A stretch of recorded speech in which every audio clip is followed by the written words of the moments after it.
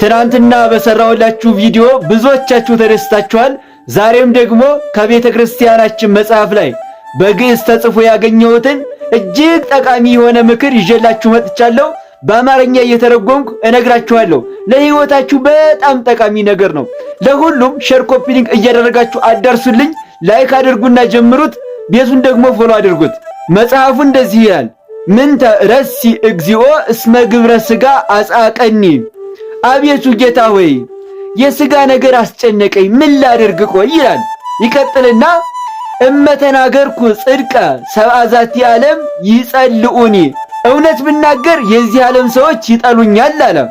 ወከመ ኢይትናገር ሐሰተ ኩነኔ ዚአከ አፍርሃኒ። ሐሰት እንዳልናገር ደግሞ ያንተ ፍርድ ያስፈራኛል አለ። እና ምን ይሻለኛል? ምን ላድርግ አለ። ቀጠለና ሊተሰ ዘይመስለኒ፣ እኔ ግን የሚመስለኝ አለ እምተናግር ወጽድቅ ወሐሰት አርምሞ ይሴኒ። እውነትም ሐሰትም ከመናገር ዝምታ ይሻላል አለ። በቃ ዝም ማለት ይሻላል አለ። ምክንያቱም እውነት ብናገር ሰው ይጠላኛል፣ ሐሰት ብናገር ደግሞ አንተ ሐሰት አትናገሩ ብለሃልና ፍርድ ያስፈራኛል። ስለዚህ ዝምታ ይሻለኛል አለ።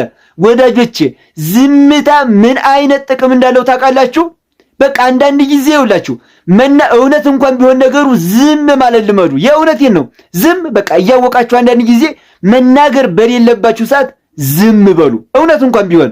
እስኪ ሁላችንም ዝምታን ከክርስቶስ እንማር። ይውላችሁ ክርስቶስ ተራብኩ ሲል ሰማና ሰይጣን እስኪ አንተ እውነት የእግዚአብሔር ልጅ ከሆንክ ይህን ድንጋይ ዳቦ አድርግና እንብላ አለው። አሁን አምላክ ነው አይደለም ለማለት ነው፣ ሰይጣን ለመፈተን ነው። ክርስቶስ ግን ምን አለ? አምላክ ነኝ አላለም። የሰው ልጅ በእንጀራ ብቻ አይኖርም። ዝም።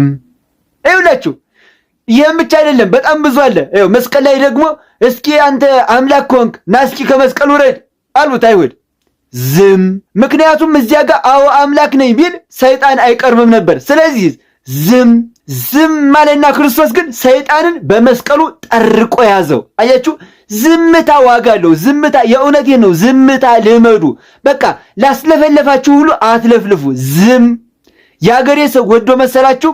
ዝም አይነቅዝም፣ ዝምታ ወርቅ ነው የሚላችሁ እኮ ትልቅ ነገር ነው እኮ። ስለዚህ ሁላችንም አንዳንድ ጊዜ ዝምታ ይልመድብን። መጽሐፉ ከዚህ የበላለጡ ጠቃሚ ነገሮች አሉት። አሁንም እየተረጎምኩ ልንገራችሁ። መልሳችሁ አዎ ከሆነ ኮመንት ላይ አዎ እያላችሁ ጻፉልኝ። ሁለት ፊደል ናት። አዎ እያላችሁ ጻፉልኝ። ሼር፣ ኮፒ ሊንክ እያደረጋችሁ ለሁሉም አዳርሱ። ላይክ አድርጉት።